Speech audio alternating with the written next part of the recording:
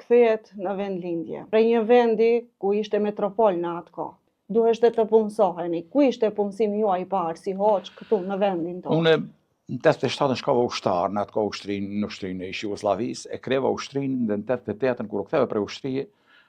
ishte vendi I lirë në fshatin Veshall. Ashtu që u do të prindit të ndihmoj, shkaku se vllau tjetër ishte për student në Prishtinë, prindi ishte shërbetor në shkollë me rrogë, sa ishin atë rrogat, nuk ishin shumë të aso, por u do të për me ndihmu dhe unë vendosa, pse në Veshall ishte vendi I lirë, vendosa të shkoj Veshall është pak më nalë prej Shqipkovices dhe shkova 3 vjet e gjysmë, 88 në nëndor kom shku, por deri 90 në maj kam qenë në fshatin Veshall. 3 vjet e gjysmë kam banë në fshatin Veshall. E tani prej metropoli, keni shku në fshatin Veshall, ku unë e di se sakrifica juaj ka qenë se është dashur të shkoni në kamp deri atje. Po ma shumë shkojshna në kamp, edhe kur vishna në kamp, kisha